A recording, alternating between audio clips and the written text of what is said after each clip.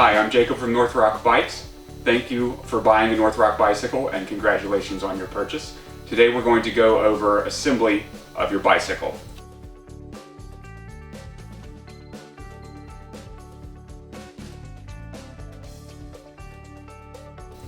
First thing you want to do is open the box and locate your parts box. Located within the parts box are the small parts as well as your owner's manual and instructions for assembly. Please look over those documents before you begin assembly. Once you have removed the part box and your seat post, simply grasp the frame of the bicycle, remove it from the box, lean your bicycle against something secure, and remove the protective packaging from your bicycle. During this step, do not use any sharp objects that will damage the finish of your bike. Our staff mechanic at Northrock has been known to use nail clippers in a pinch.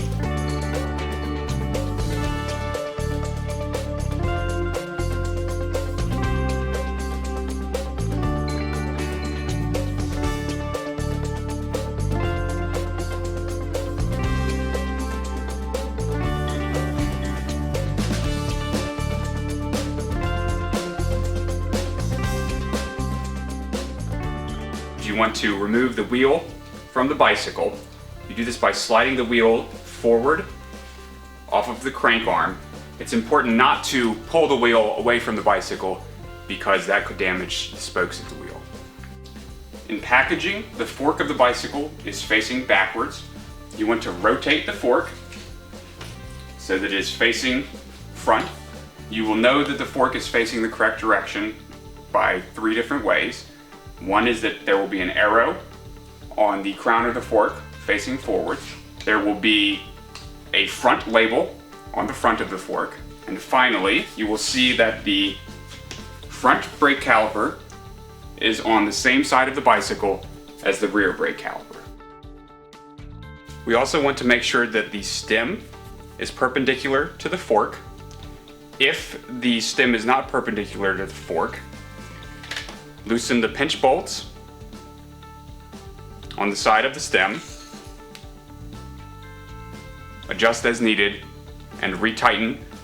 Please ensure that you use equal snugness on each of the bolts. Before installing the handlebars, make sure that all of the cables are in front of the fork. Make sure that they form smooth loops and that you can trace them all the way from the shifter or brakes to the cable stops located on the frame. In order to install the handlebars, you need to loosen the faceplate bolts, remove the faceplate, put it somewhere safe, take the handlebars, place them in the stem. At this point, you want to take the time to make sure that your brakes are at about 45 degrees to the ground.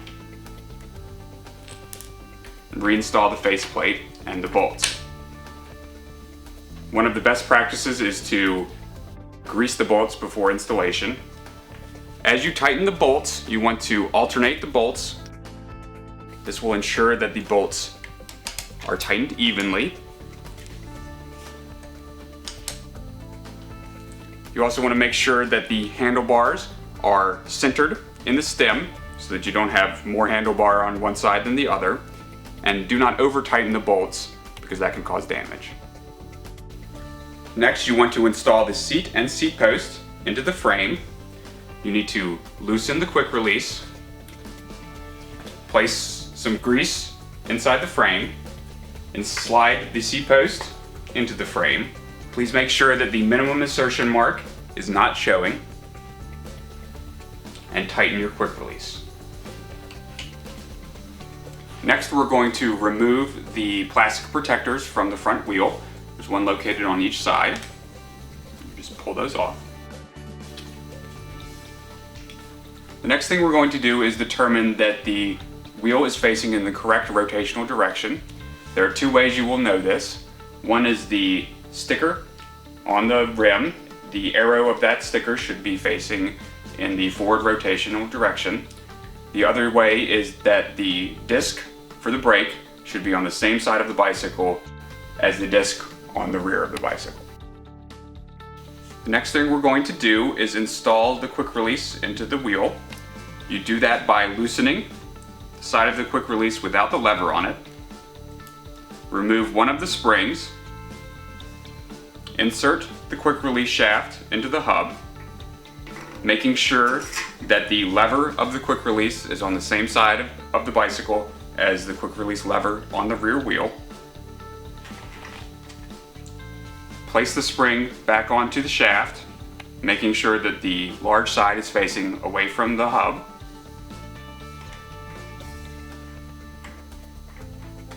And screw the other side of the quick release back on.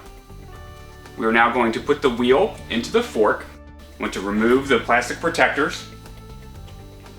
Slide the fork blades onto the hub, making sure that the disc rotor fits into the disc caliper. Make sure that the hub is securely within the fork blades, and tighten your quick release.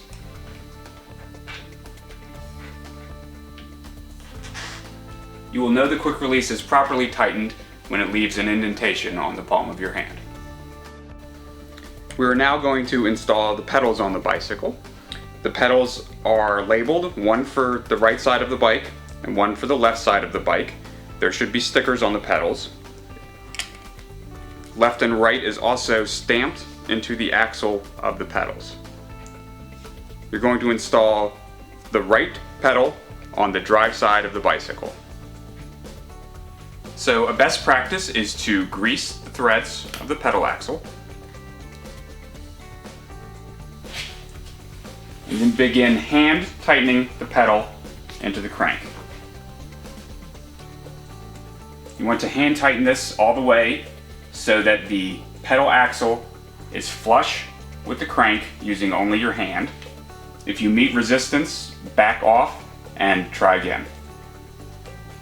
Once you have the pedal axle hand tightened, flush with the crank, use the included wrench to snug the pedal.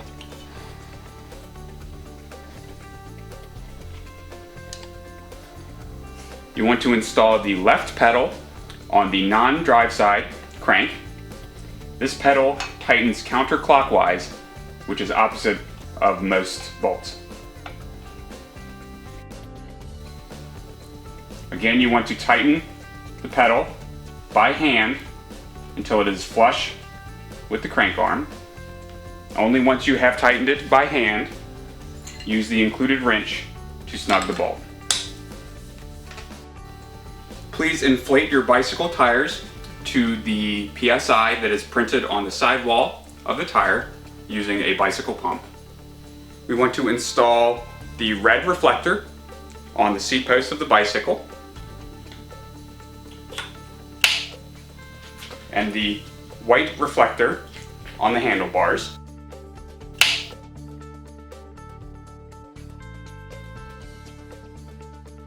Now that your bike is assembled, we're going to give it a final check.